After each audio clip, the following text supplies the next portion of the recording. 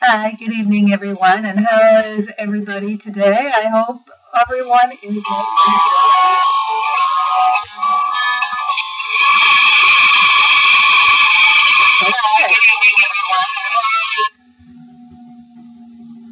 Nana, we should be back, yes. Hi, Hannah, we are good to go. Great, that's wonderful. I love being on time, love being working and everything else. So here we are. I selected that song, Teach Us to Treasure Each Day, because what happens in this last Parsha of Genesis is both Jacob and Joseph die. Jacob is buried in the cave of Malpacha, and Joseph is buried in Egypt. Lower the strip I showed you. It is below the red. It is at about halfway down in the red.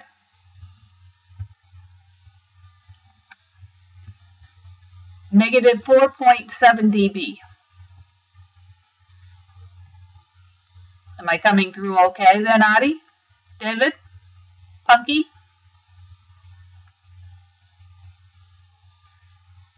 I went ahead and did that right off the bat. Okay. I'm at 5.3 dB now.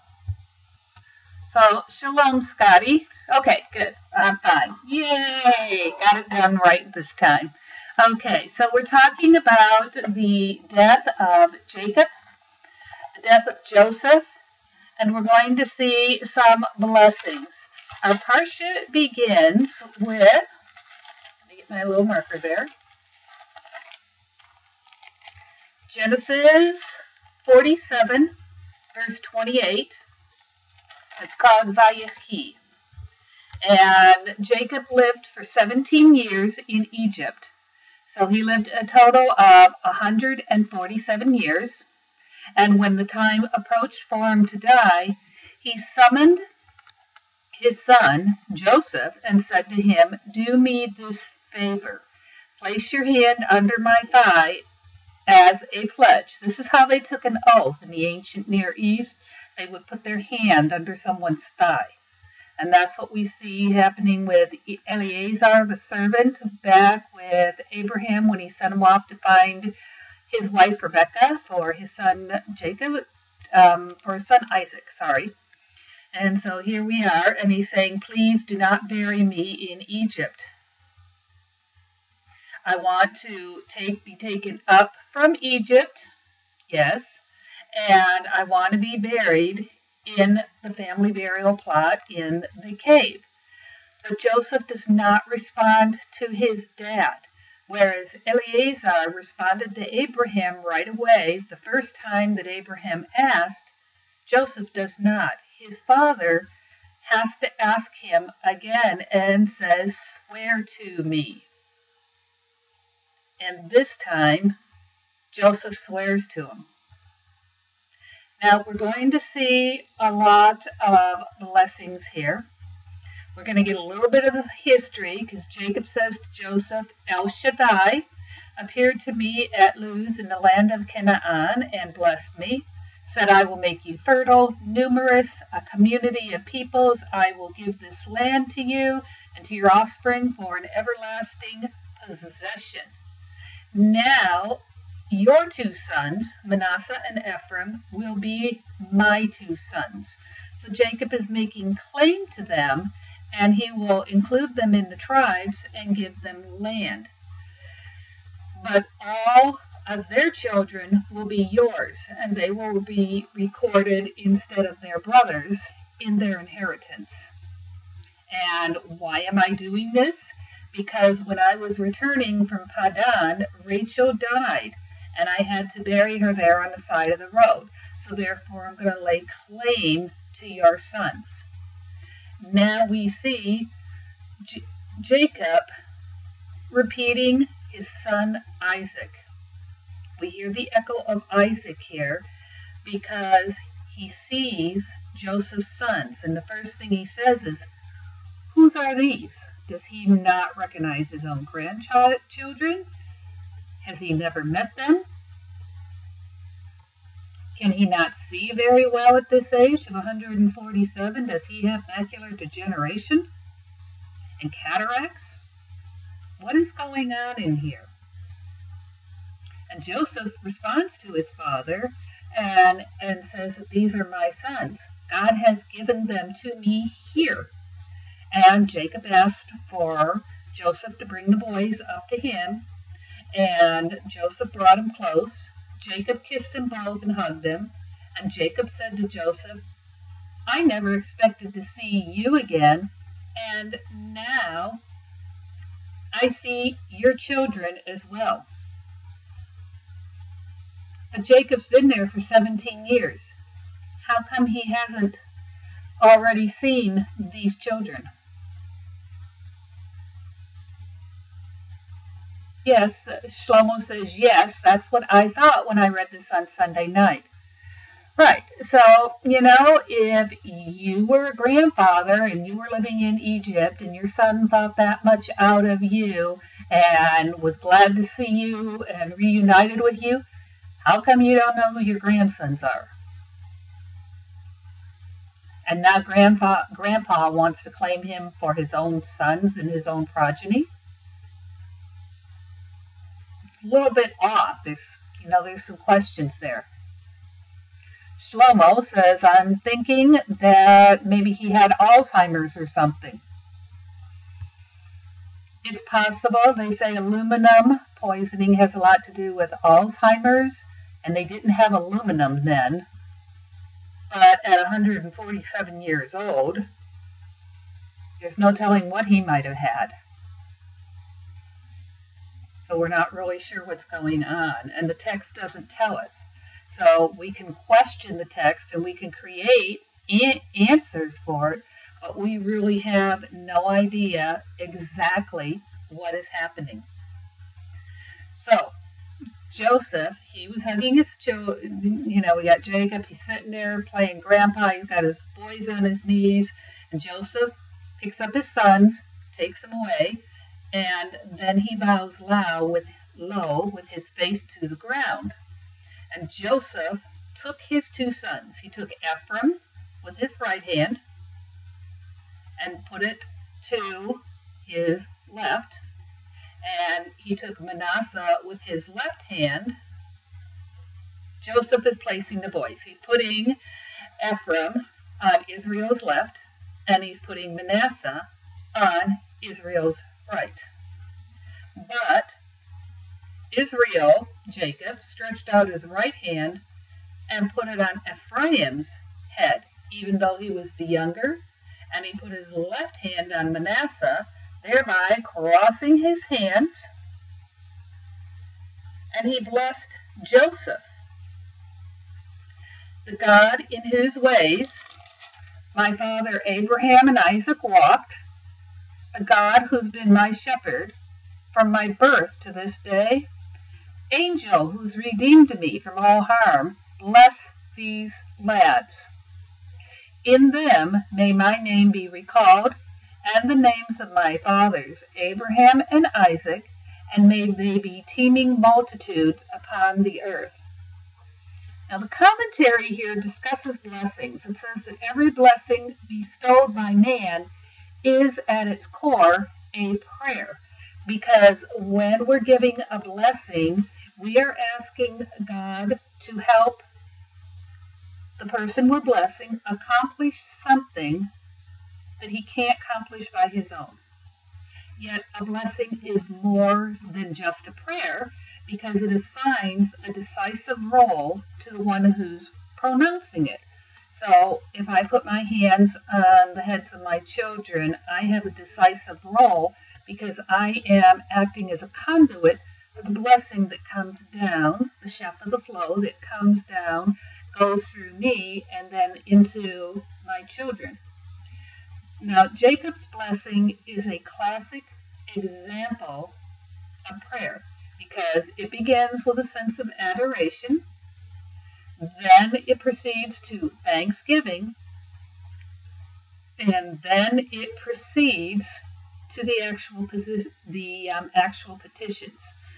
If we compare this formula to the Amidah that we pray during the week and on Shabbat, we will see it follows generally the same formula. It opens with a sense of adoration. We call on our ancestors, just like Jacob did. We thank God for what we've been giving, and only after we've done all this do we then go ahead and start our petitions for what it is that we want God to give us. So when we're praying, praying is what they call a reflexive verb. It means that when we pray, we're reflecting it back to ourselves.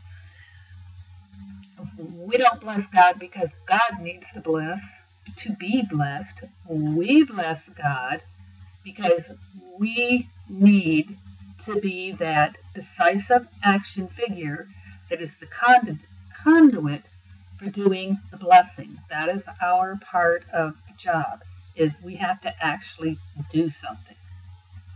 Do we have any comments on this before we go to the next section? While you're thinking about any comments that you might have that you want to share in the chat box, I will point out to you that Joseph watched his father do the blessing, and pointed out to his father that his dad is wrong. He says, Manasseh's the firstborn. Your right hand should be placed on Manasseh. And Jacob objected, saying, yes, I know he's the firstborn, and he too shall become a people, and he too shall be great. But his younger brother, Ephraim, will be greater than he is, and his offspring shall be plentiful enough for nations. And he says, by you shall Israel invoke blessings, saying, God made you like Ephraim and Manasseh. And thus he put Ephraim before Manasseh. And this is one of the blessings that we use on Friday night when we bless our sons. Right, the angel's blessing the lads sounds familiar. We see it in the bedtime Shema. We see it in Ma'ariv. We see angels and we see blessings, yes. And when we bless our sons on Friday night at the Shabbat table, we say, God make you like Ephraim and Manasseh, because his sons were righteous. And then Jacob continues and says, I'm about to die, but God will be with you, and God will bring you back to the land of your fathers. And I will give you one portion more than to your brothers, which I wrested. I wrestled it from the Amorites with my sword and my bow. And he's giving them that extra portion so that Joseph's sons, Ephraim and Manasseh, will be included in the 12 tribes, and they will share that portion, it will be divided into two for them. Now, what about the brothers? Joseph is not the youngest, but Benjamin, the youngest, isn't here. And what about the rest of the brothers? We have a private chit-chat going on here where he's blessing the grandsons. He apparently doesn't appear to know and doesn't appear to have seen before this time, even though he's been in Egypt for 17 years. What about his other sons, and what about his grandsons? Any comments? We'll give you a minute of time since we have a delay here and see what happens.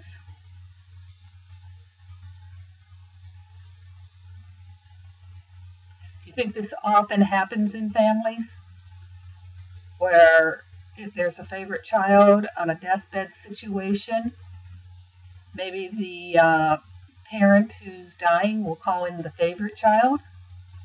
Is this going to create dissension among the brothers again? Maybe his punishment for what they did to Joseph. Okay, that could be. Because we haven't seen any sign of punishment. There was none last week, and so far there isn't anything happening to those brothers this week. If there is, it hasn't been written in the text. The brothers have apparently gotten off for their extremely bad behavior.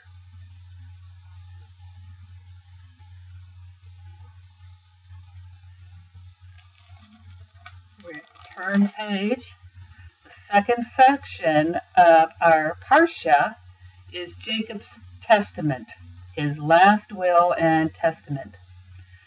Orthopunk, Misha says, if we're looking forward, Yehudah, tied to the situation with Tamar, gets one portion for kingship, and Joseph's run the northern tribes during the schism. Okay. Yes, Yehudah is tied to Tamar. Oh, cooking. Yeah, I hope you're cooking something good and warm for wherever you are, Misha. Their blessings are next, and some of them don't really get a blessing at all.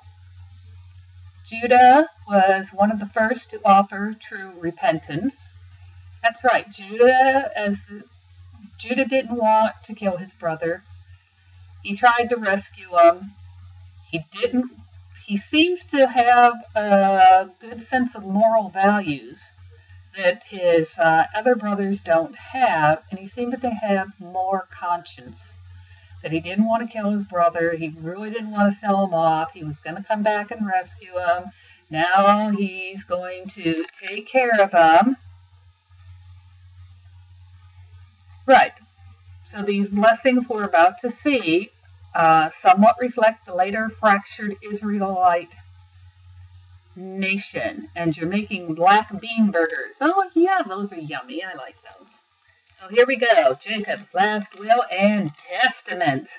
So Jacob calls to his sons and says, come together. I'm going to tell you what will befall you in the days to come. Assemble and hearken, O sons of Jacob. Hearken to Israel your father. What we see here is that this is written in the form of a poem. The poem would have made it easier to memorize because we're talking about a culture of when this occurred as being a oral culture. Now, we get to Reuven. Reuven, you're my firstborn, my might, first fruit of my vigor, exceeding in rank, exceeding in honor, but you're unstable as water. You shall excel no longer, for when you mounted your father's bed, remember he slept with his father's concubine, you brought disgrace. Is that really a blessing?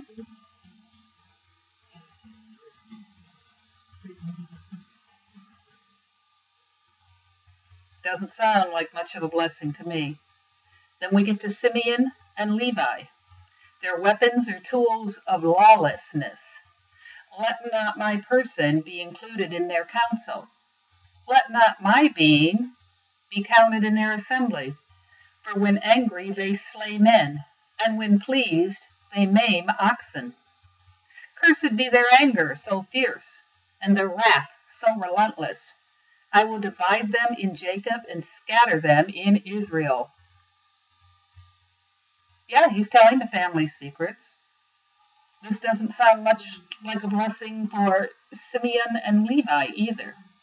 And he's talking about them. He's not talking to them. He did talk to Reuben, but he's talking about Simeon and Levi. He talks to Judah and says, your brothers shall praise, your hand be on the nape of your foes, your father's son shall bow low to you. Judah is the lion's whelp. Oh, on prey, my son, have you grown. He crouches, lies down like a lion, like the king of beasts who dares to rouse him. And the scepter will not depart from Judah, or the ruler's staff from between his feet. Tribute shall come to him, and the homage of peoples shall be his. Here we finally see something that looks like a blessing for the boys, and we got something. But we also see that he tethers his ass to a vine, his donkey's foal to a choice vine. He washes his garment in wine, his robes in the blood of grapes. His eyes are darker than wine, and his teeth are whiter than milk. That's not a real flattering blessing either. So we kind of have this like criticism in disguise, and this could be the consequence of their behavior over the situation with Joseph. Now we get to Zebulon. He's going to dwell by the seashore and be a haven for ships. We get a description of Issachar, a strong-boned ass, crouching among the sheepfolds. When he saw how good was the security and how pleasant was the country, he bent his shoulder to the plow and became a toiling serf. Once again, Jacob is talking about his sons. He's not talking to them. We see that Dan will govern his people as one of the tribes of Israel and be a serpent by the road, a viper by the path that bites the horse's heels so that his rider is thrown backwards. Not much going on there that's pleasant either. And then we see verse 18 in Genesis 49. And it says, I wait for your deliverance, O Lord. Right in the middle of this list of blessings, we get this sentence, I wait for your deliverance, O Lord. That has nothing to do with the rest of the sentence. And when you look at the Hebrew text, let me see if I can help you with that. We're looking up in what's going to be this corner. Let me see if I can get that up there for you.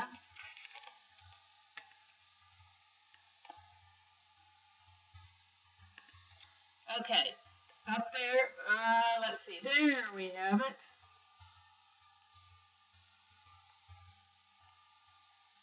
Look at the spacing we have up there in the Hebrew.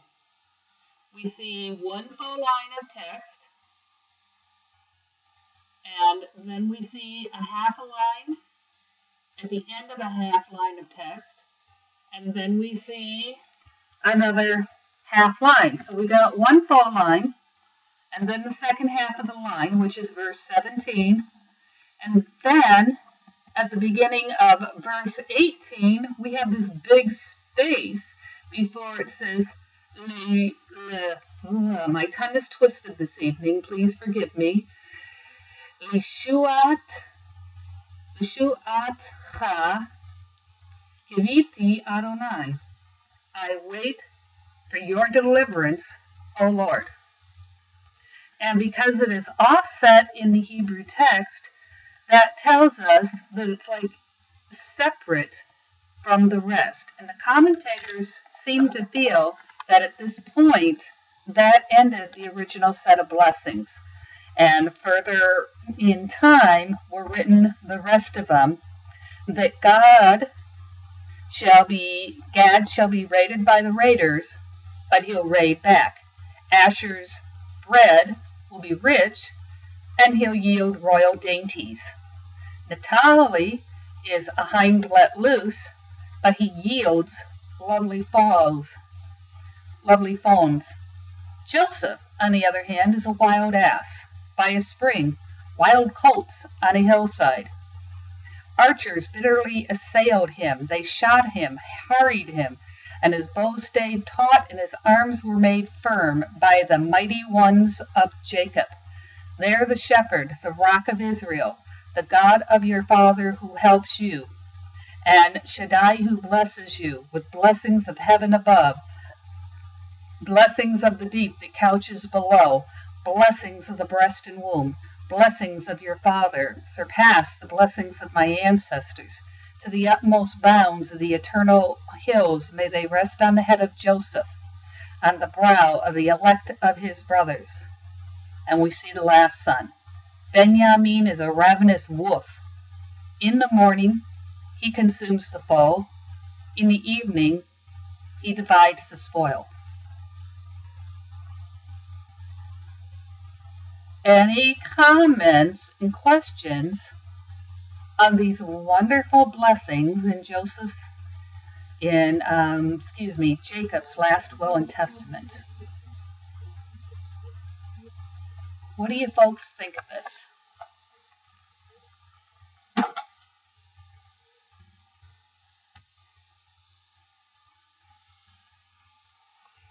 Let's see, I'll give you some time here. Let's put some comments in. Let's see what we have going on. What do you think?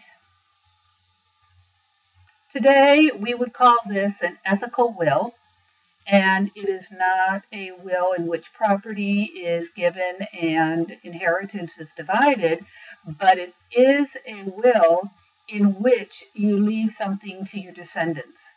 You leave them words of wisdom. You leave them family stories. You leave them advice. If you were to write an ethical will, what would you want to tell your children? What would you want to tell them that's important? Shlomo says that some of it tells their future about where their land will be. Okay, so some of these blessings then seem like they could be prophecy. But Simeon and Levi didn't really get land. No, they didn't. The Levites didn't get land. David says like a deathbed talk. Right, it's Jacob's last will and testament. And it's written in the form of what we call an ethical will today, where we pass down wisdom and advice to our children.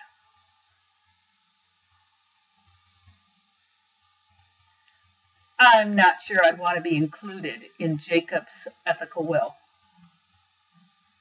David says, I would tell my boy I love him, and if he acts up, I'll come back and haunt him. Okay.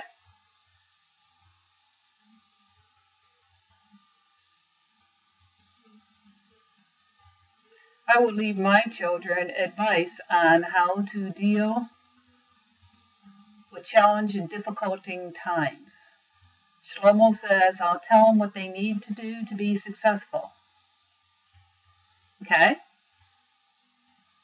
Do you think that Jacob told his boys what they needed to do to be successful? Was there anything in here that sounded like, if you follow this advice, you can be successful? Sarah says, I have no children, so can't address this. Okay, well, do you have any siblings, Sarah? Or close friends? If you have siblings or close friends, what kind of advice would you want to leave to them on your deathbed? Is this the kind of thing you'd say to your friends or to your family? Any of them?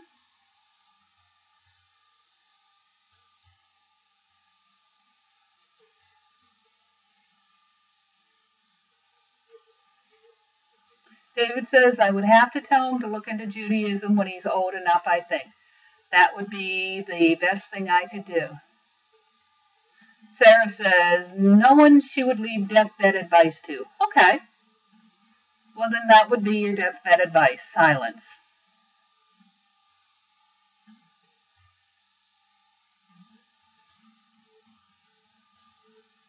I would remind my children to be kind to each other. Shlomo says, no, a lot of it was more like a punishment as he didn't do anything at the time they did these things. Okay, well, if we look at, let's see, Gad will be raided by the raiders, but he'll raid back. That kind of sounds like normal life. And that's a good question, David. What would you say to Miss P, Sarah? What would you want her to know about you?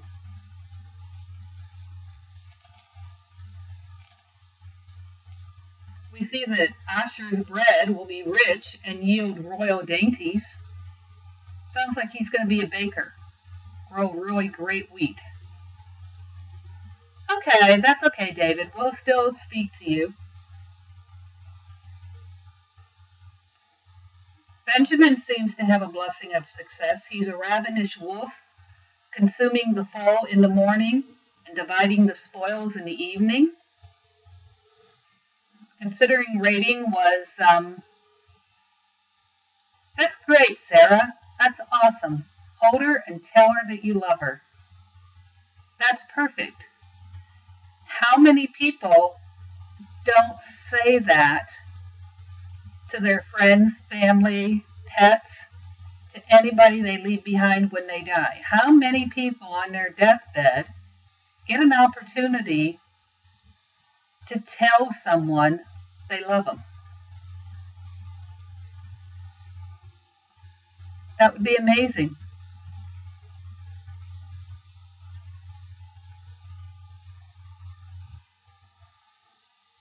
Has anybody in here lost a parent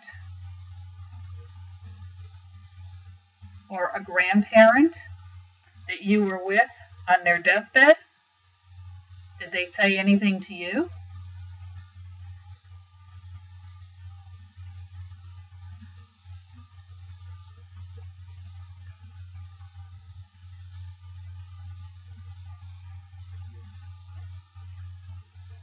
Anybody tell you they love you as they're dying?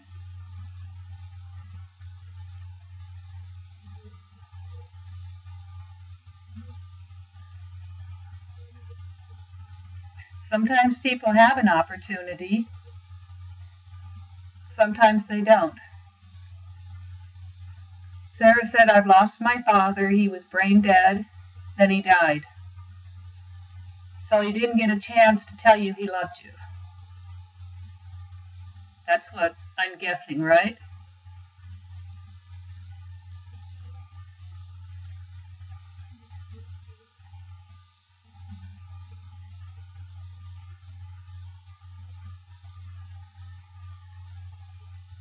In a death discussion like we're doing, and this is something you don't have to answer, but it's a question just for you, and if you want to share your response, you can do so. But if he had had the chance to tell you he loved you, and if he had said that, how would that have been for you?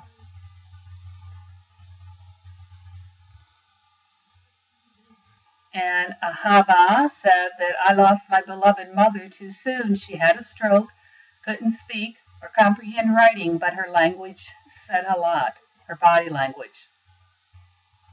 So I'm going to make an assumption, Ahava, that your mother's body language said she loved you.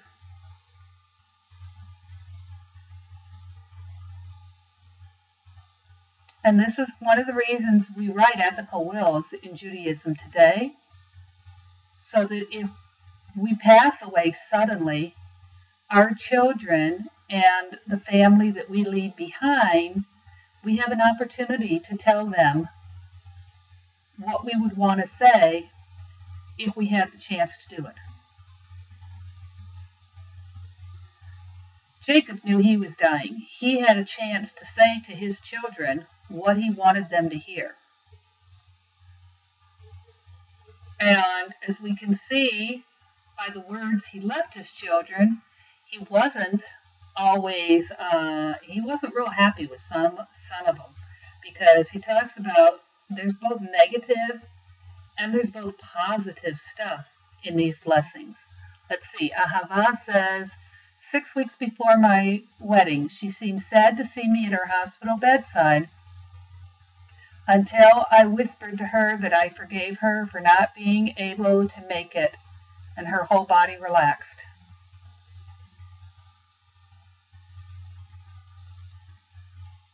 She knew.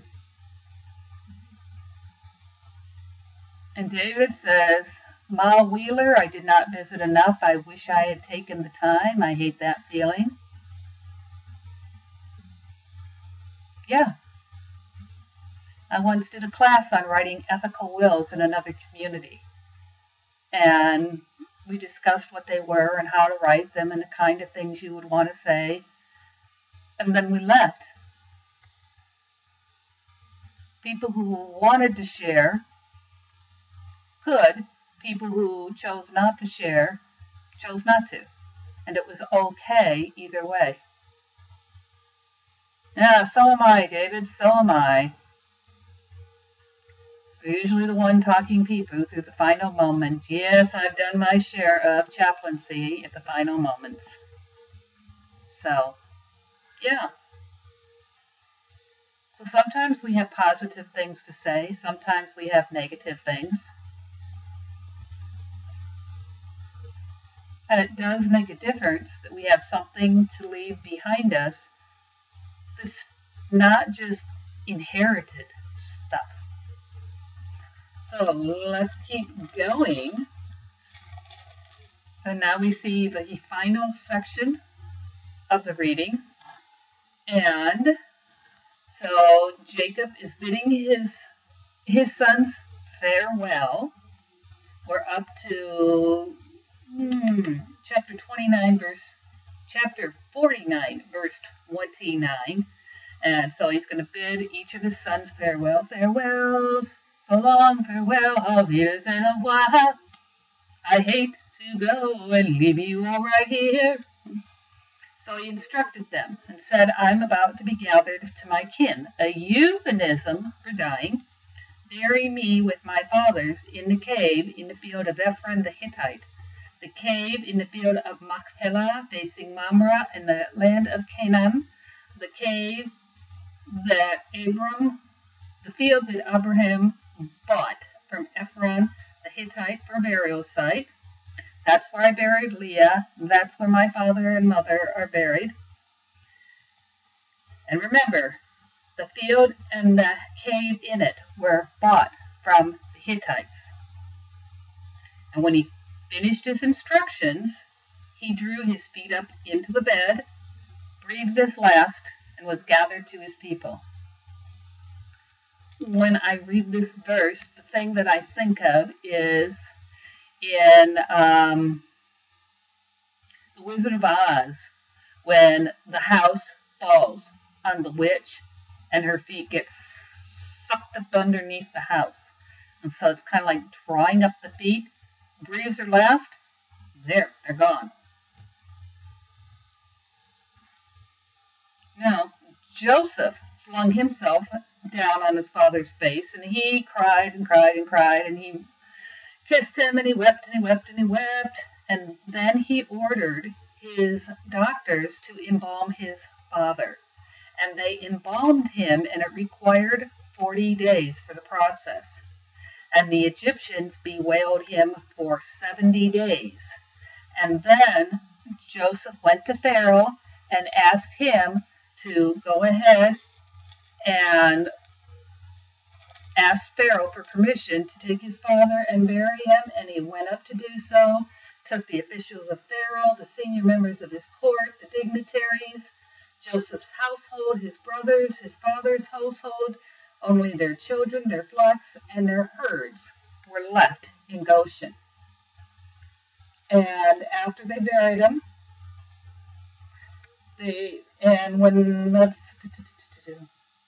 and so his sons buried him, and Joseph returned to Egypt, he and his brothers and everyone who went up. And here we come. Here it happens again. We got those brothers, and they're like, what if Joseph still bears a grudge against us? What if he pays us back for everything we did to him? So they sent a message to him that said, before his death, your father left this instruction. So shall you say to Joseph, forgive, I urge you, the offense and guilt of your brothers who treated you so harshly. Please, please forgive them. And Joseph was in tears. So again, they're lying to their brother. And his brothers went into him. They flung themselves on the floor and said, we are now prepared to be your slaves. So now they're sucking up to him. And Joseph said, no, have no fear. Am I a substitute for God? Although you intended me harm, God intended this for good. So, because this brought about what's happening right now. I've been able to save the family. It is the survival of many people. So don't worry, I will sustain you and your children. And he spoke kindly to them, and he reassured them, and they remained in Egypt. He lived 110 years, and he lived to see the children of the third generation of Ephraim, and the children of Machir, son of Manasseh, were likewise born upon his knees. And then finally, here it comes. Joseph says to his brothers, I'm about to die. And then we see a very odd verse. You would think that now that he's about to die, that, they'll just pack their things, go wandering off somewhere else. But Joseph says, God will surely take notice of you and bring you up from this land to the land, which he promised an oath to Abraham, to Isaac, and to Jacob. It's like foreshadowing of what's to come. It's almost like, I hear a Nagi, yeah, that's Libby Dog, the border collie. And it's like he's foreshadowing and knows that God is going to have to take notice to bring the people up out of Egypt, that they're happy there and they're not going to leave. And so Joseph made the sons of Israel swear, saying, when God has taken notice of you, you shall carry up my bones from here. And Joseph died at the age of 110. He was embalmed, and the English translation says that he was placed in a coffin in Egypt. But the Hebrew says, Oto, he, and he, Vayishem, was placed Aaron, in an ark, and Aaron, Bamitzrayim. Aaron is used for the word coffin here in the Hebrew text. It's also used for the ark that gets built in the next book, in Exodus.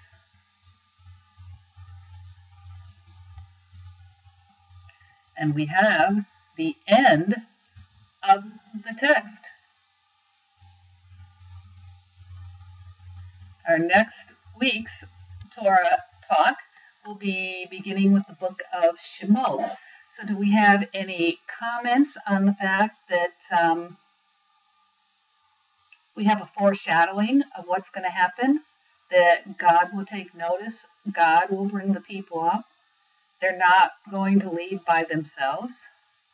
It's almost like Joseph knows they are so comfortable that they don't want to leave. They're happy. They're settled. They have it good.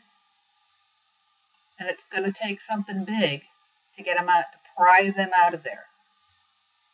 Which is probably true, because for those of us who are very familiar with this, when we get to Exodus, and when we get to the sequel of Exodus, which is the book of Numbers, we see those people doing nothing but complaining, complaining, and complaining.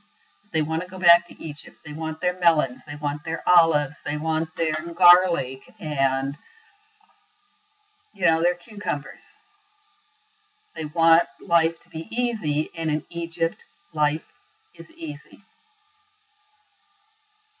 So they like being an assimilated community. Before they're even a nation, they're already assimilated into Egyptian society. So there's a lot of themes that we can take from that. We can think about the comparison of the word Aaron being used both for the Ark of the Torah, the Ark of the Covenant, and the coffin that Joseph's bones are buried in.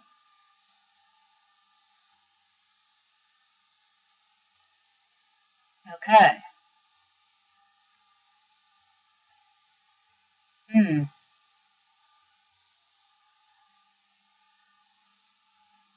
No one has anything to say?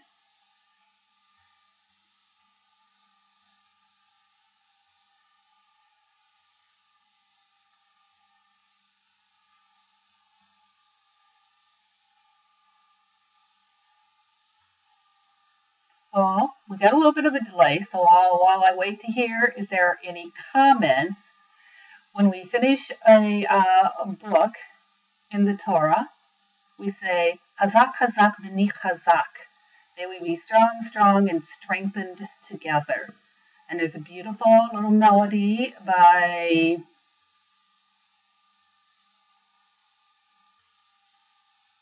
I can see her face clearly in my mind, and I cannot think of her name. And it goes like this. Hazak, Hazak, v'nid Hazak, v'nid Hazak, Hazak, Hazak, v'nid Hazak, v'nid Hazak, and we be strong, strong, and strengthened together. How strong, strong, and strengthened together. Hazak, Hazak, v'nid Hazak, v'nid Hazak. That's right, Shlomo, as we should say, Chazak, Chazak, v'ni Chazak. It is, Babby, I agree. I'm going to have to think of who I learned it from. One of my rabbi friends. But it's been a long day, and my brain isn't working quite as well as it usually does at this hour. I've spent too much time in front of the sewing machine today.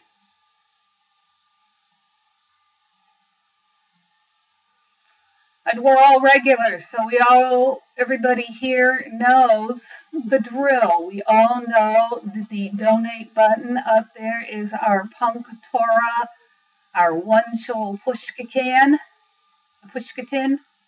and drop another nickel in that little pushkatin. So make your donation. We'd like to have $5 from everybody, but we'll settle for whatever it is that you have that you can give. And if you've already donated because of our last class with Misha, then you get 2 classes for the price of 1 this evening.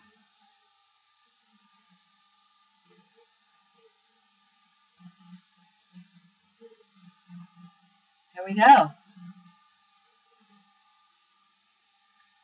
No more comments from anybody. It's a quiet group in here this evening. We've learned a lot, so maybe everybody's thinking about this, thinking about ethical wills and what they would say to family members upon their deathbed, and Thinking about how we've seen the foreshadowing going into Exodus, that it's going to take the hand of God to pry the people out. Why, thank you, David.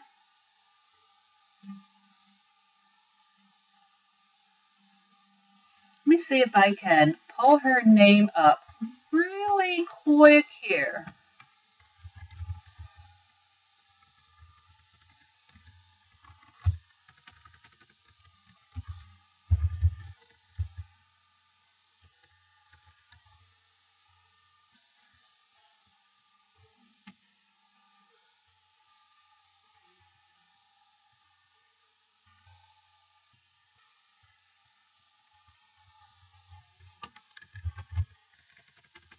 Let me see where he's at.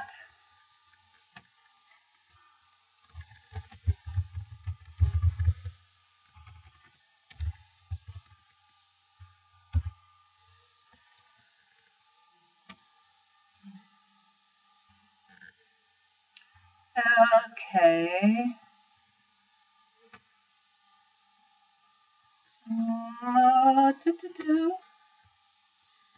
That's not what I was looking for.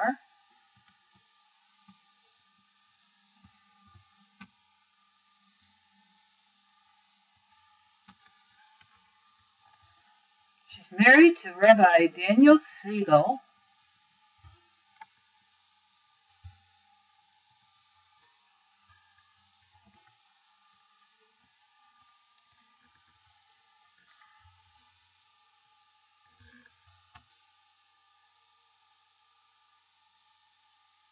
Hannah Teferet.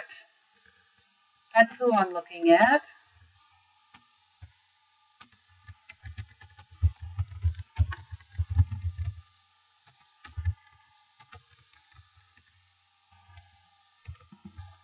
Rabbi Hannah Teferet.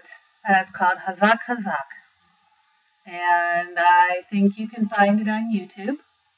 She's up in Canada. She's up in Vancouver. She's one of my rabbinical friends. Are you the Spiegels again? I told you about that. Okay. Yeah. All right. The Spiegels again. Are you gypsying? Is that what you said? Am I gypsying?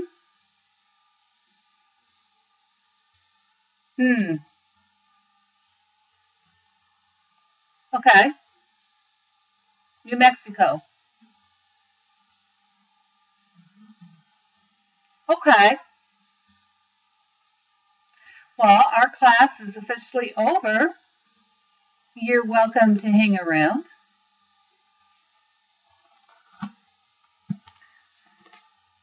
I can introduce you to my noggy little friend here.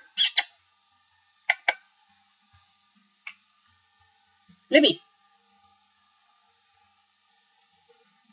Libby. Come on over here. No, sit up. Come on. Get up. Okay. Get up. There we go. There we go.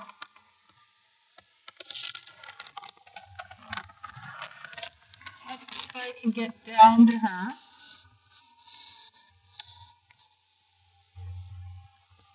There she is. This is Libby. She's our border collie.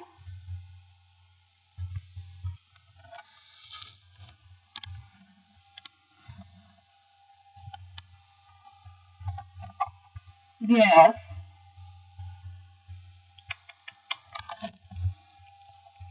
She loves attention. She loves treats. She loves croutons for a snack.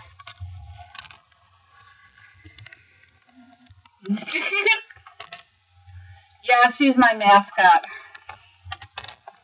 I take her out to visit at nursing homes because she behaves just like this for people. And so she is a good girl. So we gotta love her just the way she is. she's spoiled. She thinks her favorite spot is on the bed. We've had her for 12 years. And she does all kinds of tricks, including jumping through hula hoops and flying through the air after her frisbees. It's a border collie thing. Huh. So, yeah, she is now that she's 12. She likes to take her hula hoop. She likes to get treats. She climbs up and dances. And she lays down and rolls over. She shakes hands with people. She sits up pretty and she begs. And she sits right next to people's chairs, just like this, and waits for them to pet her. She doesn't jump on them. She doesn't climb on them. She's not a barker. She's not a biter, a snarler, a growler, a barker. She's not a pain. She's a good girl. Okay. But she is noisy. We brought her down from Oregon when we came. Yes, so Sarah, I've had her for 12 years. My son trained her, and then trader's son that he was, he grew up, left home, and we get the dog. But that's okay because she's a great dog. She's a wonderful one. Okay, David, put your dinner next to you before you lose your vision. I'm reminding you. Is this when you want me to remind you, or would you like me to remind you later? I'm not sure when you need the reminder.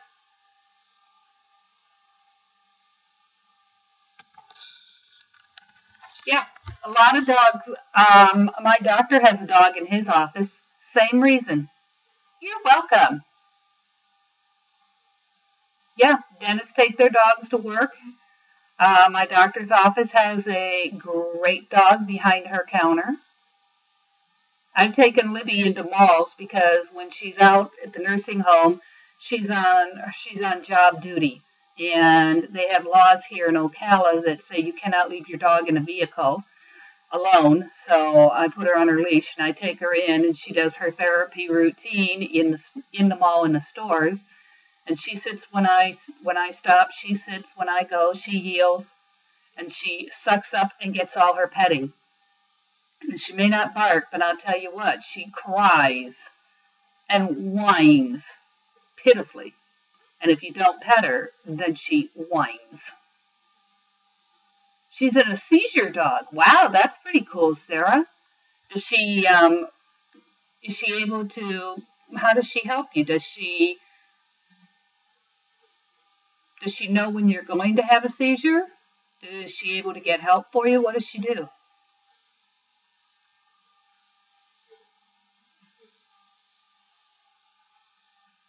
Libby's only job is general therapy. And you're welcome, Ahava.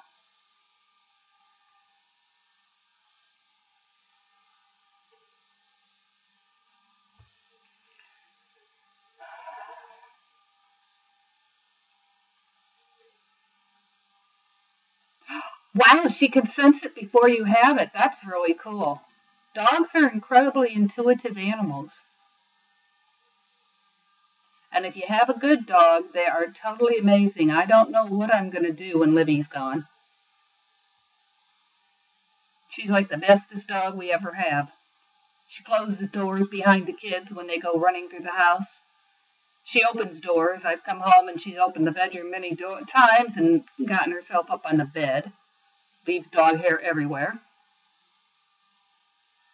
Yeah, that's amazing, Sarah. Of course, one of these days you're going to have to post a picture of her somewhere so we can see what Miss P looks like. I've showed you my baby girl. Now we want to see what yours looks like. And if David's eyesight gets much worse, we may get him a seeing eye dog.